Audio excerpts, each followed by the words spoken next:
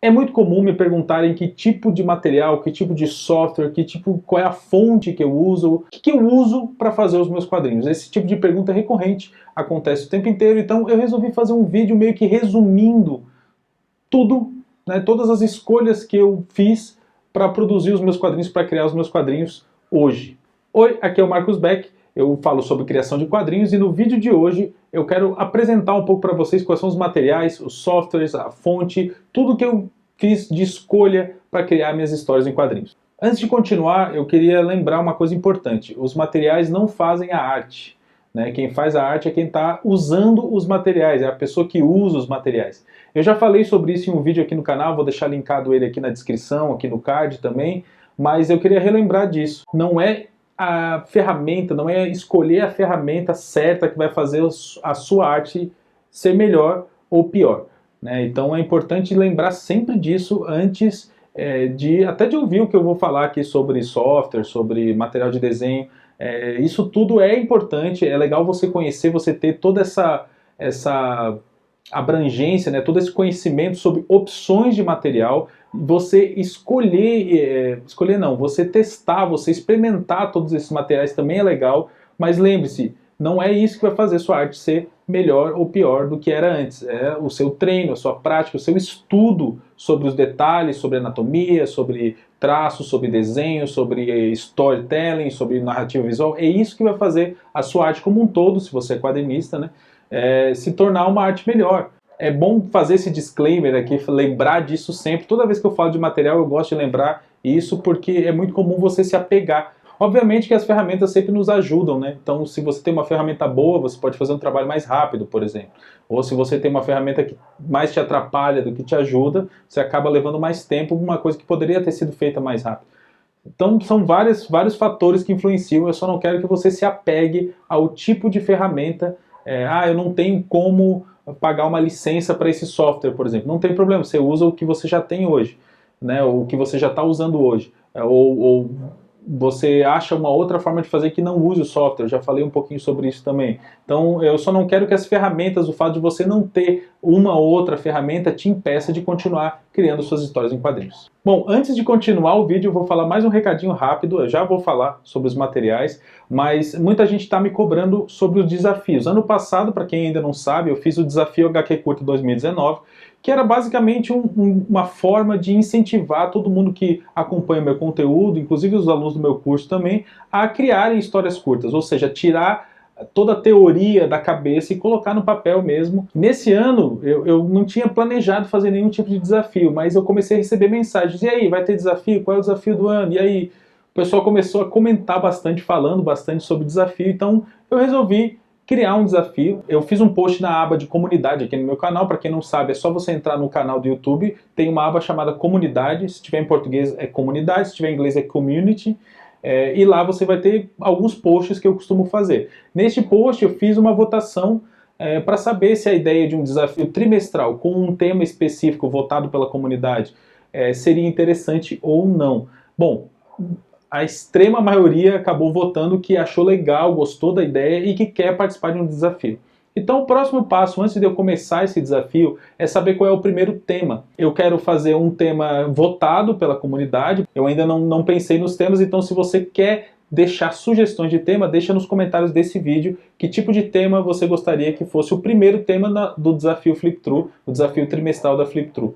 Então, deixe seu comentário, falando assim, o tema para o desafio e aí fala um tema, pode ser solidão, pode ser ação, pode ser qualquer coisa, tenta resumir esse tema em uma palavra, que vão ser as opções que eu vou utilizar na votação na aba comunidade depois. Bom, mas eu vou falar mais sobre isso em breve. Provavelmente eu gostaria que você acompanhasse aí sempre a aba comunidade do meu canal, porque eu vou colocar os temas para votação lá. Eu também vou liberar essa mesma votação lá no meu canal do Telegram. Para quem ainda não sabe, eu tenho um canal no Telegram onde eu coloco conteúdos sobre criação de HQ mais rápidos, né? E se você usa o app Telegram, eu vou deixar o link aqui na descrição também para você participar desse canal, onde você acaba recebendo, né, informação mais mastigada e mais rapidinha assim. Então, se você gosta do Telegram ou ainda não conhece o Telegram, é legal conhecer, mas o link vai estar direto aqui embaixo para você participar. Então, desse canal também. A votação vai ser tanto na aba da comunidade, a votação do tema para o desafio vai ser tanto na aba da comunidade, como lá no meu canal do Telegram. Isso é uma ideia que está começando ainda, é uma primeira ideia, né? Serve tanto para movimentar a comunidade lá da Flip-Thru também, como para incentivar vocês a criarem quadrinhos, bastante quadrinhos, né, digamos assim. Bom, já falei demais, né, sobre um monte de coisa aqui, agora é bom a gente começar a apresentar o tema real desse vídeo, finalmente, que é os materiais que eu uso para criar as minhas histórias em quadrinhos. Então vamos lá. A primeira coisa que eu vou falar é sobre o computador. Né? O computador, esse MacBook que eu tenho aqui, ele já tem 8 anos, basicamente, são 8 anos já usando essa mesma máquina, então eu já fiz muito quadrinho nele.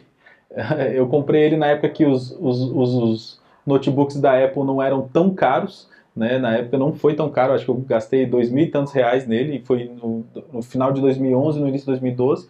Demorei uns bons anos para conseguir pagar tudo, mas ele está aí até hoje funcionando muito bem. Eu fiz um upgrade nele, aumentei a memória, então ele está legal agora para trabalhar tanto com edição de vídeos, que é importante aqui para o canal, como para a criação de quadrinhos também. Outra coisa importante é esse monitor que eu comprei com o intuito total de ter uma imagem melhor, ter uma tela melhor para trabalhar os meus quadrinhos, né? Para poder ter uma visão maior. Eu precisava de um ângulo maior, né? de um monitor maior do que esse pequenininho do computador, né? Que eu tive que trabalhar muito tempo com esse pequenininho, então eu consegui comprar esse monitor da Dell, que é um monitor super legal. Ele tem uns ajustes interessantes assim, que a gente eu posso virar ele se eu quiser ver a página inteira. Eu nunca usei essa função, mas eu poderia, se eu quisesse, virar esse monitor e deixar ele como se fosse num tabletzão gigante, e aí eu poderia desenhar dessa forma também. Esse monitor, ele custou na época uns R$700, se eu não me engano.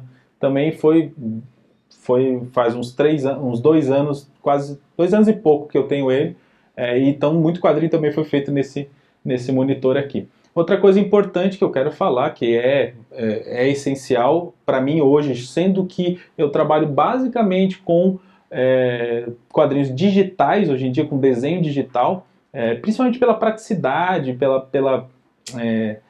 pela velocidade de produção, é a minha mesa minha mesa digitalizadora da Wacom. Essa Wacom Intuos é uma ferramenta essencial para mim. Eu usei bastante, inclusive a ponta da caneta agora já está até começando a ficar muito gasta. Eu vou ter que trocar essa pontinha daqui a pouco, mas é uma ferramenta que mudou bastante a forma como eu produzia quadrinhos, né? Porque antigamente eu fazia tudo no papel, durante mais de 15 anos eu fiz tudo no papel, escaneava e depois tratava no computador com o mouse. E depois que eu adquiri essa Intuos, que eu acho que hoje deve custar por volta, nem sei se tem esse modelo ainda, né, que já faz uns 2 anos também, mais de 2 anos, 2 anos e meio que eu comprei ela. Então eu acho que ela deve custar entre 200 e 300 reais, custava na época pelo menos esse valor, né? E olha, é muito mão na roda, assim, ajuda bastante no trabalho de desenho digital, mas você tem uma curva de aprendizado até você pegar o jeito de usar, é um pouquinho complicado. Outra coisa importante, antes de entrar na parte mais do software, é esse scanner aqui que eu tenho da Canon, né, um Pixma da Canon, é bem antigo, olha, é bem antigo mesmo, eu nem consigo lembrar quando foi que eu comprei isso aqui, mas faz bastante tempo. Ele é uma multifuncional, na verdade, então, mas eu uso mais como scanner mesmo, como digitalizador, né, para poder plugar no computador e passar o que está no papel para o computador, mas ele também acaba facilitando bastante se eu precisar imprimir alguma coisa. Como é uma multifuncional, a gente tem essas duas opções, né? Eu posso imprimir, eu posso escanear, então é legal ter, porque muitas vezes você pode precisar por algum motivo fazer uma impressão também. Alguns profissionais gostam de fazer o desenho no computador rascunhado e imprimir depois em ciano, né, que é aquele azulzinho bem fraquinho, para poder fazer uma arte final na mão. É uma coisa que eu quero experimentar fazer ainda, eu ainda não fiz, mas eu quero experimentar fazer. Eu até comprei essa tinta colorida aqui exatamente para experimentar fazer isso. Bom, mas é muito mão na roda, ajuda bastante, né? Ele tem esse tamanho que é bom para um A4, mais ou menos, para uma folha sulfite, um pouquinho mais do que isso, mas as folhas já maiores, os papéis maiores de quadrinhos, você teria que digitalizar em partes, né? o que é um pouco trabalhoso. Eu já fiz algumas vezes e é chato depois de encaixar um no outro lá na hora de fazer a edição no computador, é um pouquinho chato, mas scanners A3, que são muito maiores, eles são muito caros. Então eu já dei uma pesquisada nisso no passado, mas eu achei caro demais. Então, se eu precisar fazer um trabalho num papel muito maior, numa folha muito maior, às vezes vale mais a pena ir em alguma gráfica e pedir para eles digitalizarem em 600 dpi para mim. Mas assim, para trabalhos rápidos, para pequenos desenhos, essa multifuncional está me ajudando há muitos anos já e vale a pena.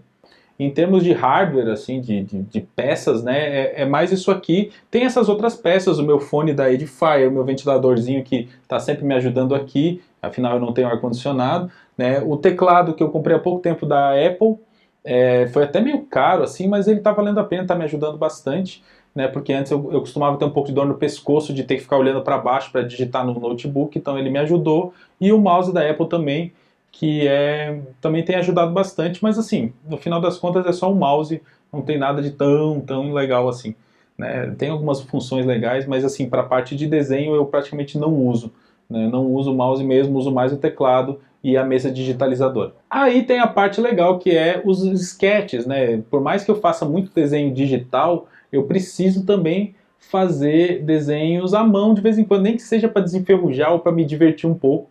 E aí eu uso sketchbooks normais, eu não tenho nenhum sketchbook super especial não, é qualquer sketchbook que tem um papelzinho ali, para mim já está ótimo. Eu tenho usado bastante esse, que é super simples aí, que eu ganhei de presente, deixa eu ver aqui, como é que é o nome do negócio? Design feito à mão.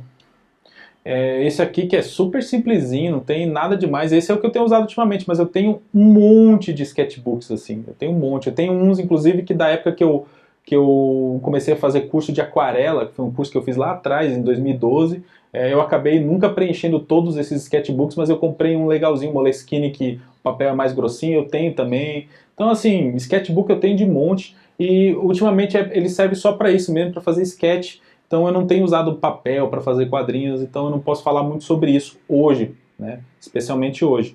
Mas o sketchbook é uma coisa essencial para qualquer um que cria, né? Não precisa ser só quadrinhos, pode ser ilustração, pode ser livros, histórias, qualquer coisa. É sempre bom ter um sketchbookzinho na mão. Bom, e aí para poder usar esse sketchbook, né, para poder me divertir, eu tenho esse lápis, que é um lápis velho pra caramba que eu tenho. É um lápis B, que é ali intermediário, um pouco macio, mas assim, tanto faz pra mim. Eu nunca fui muito apegado ao tipo de lápis, porque eu sempre gostei mais da arte final, então o lápis podia ser qualquer um, na verdade. Então eu uso esse aí que tá bem velho, você pode até ver na imagem que tá super velho. É um lápis B da Faber-Castell, que eu nem sei de quando deve ser muito antigo. E aí eu comprei a minha confiável, a minha favorita, que é uma Stabilo 0.4, que eu sempre tenho pelo menos uma dessa há anos, assim, há quase 2 décadas, que pelo menos em algum momento eu tenho que comprar uma dessa, que é para poder ficar ali à disposição. Qualquer desenho rápido, qualquer coisa que eu precise fazer, eu uso essa Stabilo ponta 0.4, preta, hoje tem várias cores, né, mas eu uso sempre essa preta. Então eu comprei esses dias mais uma, que é para garantir que quando a minha atual acabar eu tenha uma para substituir. Eu adoro essas canetas, elas não tem nada demais, não são caras e não tem absolutamente nada demais, não é super especial, não é nada, mas eu adoro essa caneta e ela dura bastante, ela não sai quando você apaga, então eu adoro brincar um pouquinho com essa. E tem essa outra caneta com ponta pincel que eu não sei dizer que marca é. Se você souber, deixa um comentário aí para eu poder passar para todo mundo, porque eu ganhei de presente e eu não guardei o pacotezinho que ela veio, né, a embalagem dela. Então eu não tenho ideia, mas eu adoro essa caneta e eu tenho dificuldade para encontrar ela de novo, assim, fácil, né? Eu teria que comprar pela internet, mas eu não sei que marca é, mas eu adoro essa caneta. Eu uso ela o máximo que eu posso, assim, que é uma caneta com ponta pincel mesmo. Mais uma vez eu peço, se alguém souber que marca essa caneta, por favor, deixa aí um comentário para eu poder saber e até procurar para comprar mais dessa caneta também. E até para saber o valor, né? Porque como eu falei, eu ganhei de presente, eu nem sei que valor foi essa caneta. Eu acho que foi comprado numa Daiso dessa, que é aquelas lojas que tem de tudo, assim. Então eu nunca mais achei e não tenho nem ideia de que marca é. Então se você souber, me ajuda deixando um comentário. Agora vamos para a parte do software. Coisas importantes.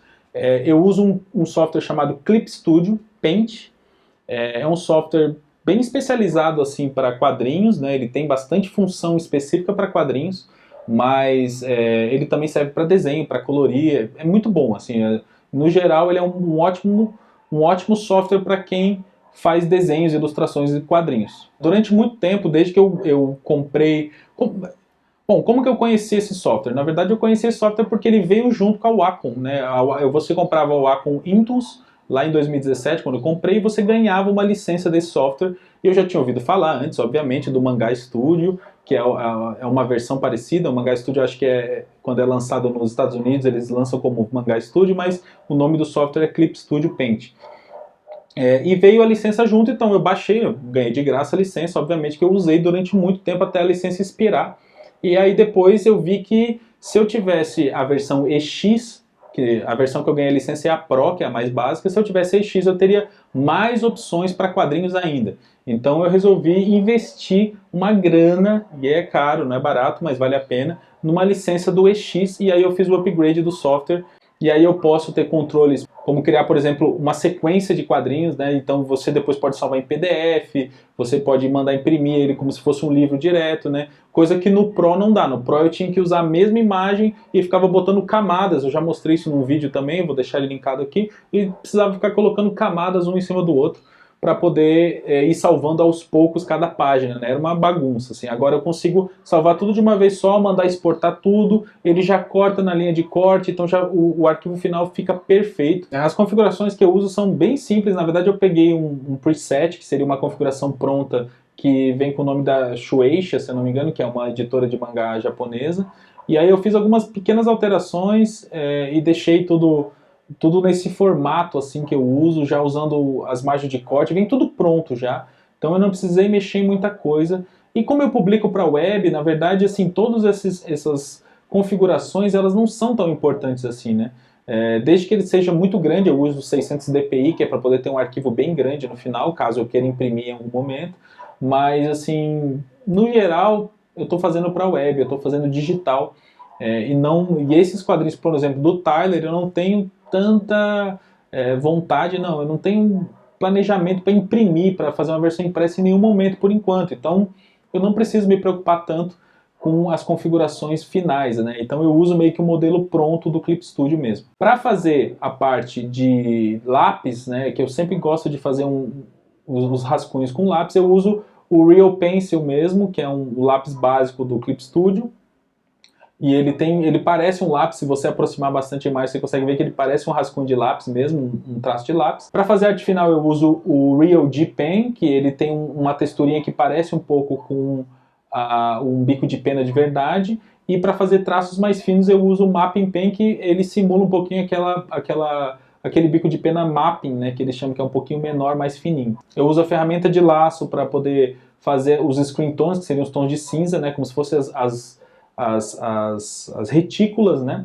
Então você simplesmente seleciona, aperta num botão e ele gera as retículas para você. Você escolhe aqui vários tipos, né? Tem vários tipos diferentes, então você pode fazer bem à vontade.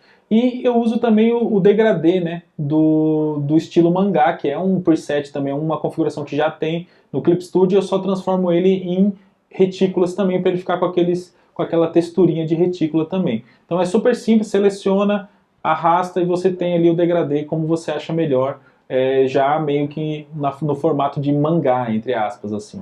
Os balões, ele tem uma caneta especial, uma ferramenta aqui que é uma caneta para você fazer os balões. Eu tenho desenhado bastante os balões na mão ultimamente, mas você pode fazer os balões prontos, ele tem ali ferramentas para você já só arrastar e já gerar um balãozinho redondinho, né? Então, mas eu prefiro desenhar à mão ultimamente, para tentar deixar um balão mais natural, assim, mais parecido com desenho à mão. E finalmente a fonte, né? A fonte que todo mundo me pergunta qual é a fonte que eu uso. Eu uso a Acme Secret Agent desde que eu comecei a fazer Tyler em 2006, se eu não me engano. Então eu uso essa fonte há muito tempo, eu sempre gostei dela, eu acho que ela tem um formato legal para quadrinhos, mas é uma fonte que você baixa fácil na internet. Você procurar Acme Secret Agent no Google, você vai achar no próprio Google Fontes mesmo, você consegue baixar esse pacote de fontes, e é um pacote que eu uso há muito tempo, né? Então, basicamente, essa pergunta eu recebo constantemente, e eu quero deixar já gravado aqui, porque toda vez que alguém me perguntar agora, eu vou direcionar para esse vídeo para a pessoa saber qual é a fonte que eu estou utilizando nos meus quadrinhos.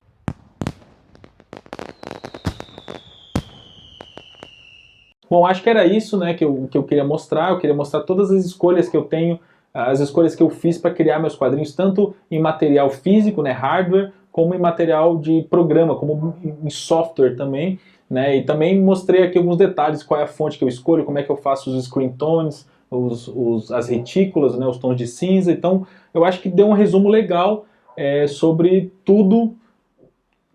Eu acho que de maneira geral eu consegui abordar tudo, até a parte do desenho mais de diversão, né, que são os sketches que eu faço. Eu mostrei um pouquinho do material aqui. Então, se ficou alguma dúvida ainda, você deixa um comentário que eu respondo, e se precisar eu faço um novo vídeo falando sobre isso. Se você gostou, dá um like e compartilha com alguém que também tem essas mesmas dúvidas e que provavelmente vai perguntar em algum momento. Então a pessoa já tem a resposta aqui nesse vídeo. E se você ainda não é inscrito no canal, se inscreva e ative o sininho de notificação para receber um aviso toda vez que eu lançar um vídeo novo. Muito obrigado por assistir até aqui e até a próxima.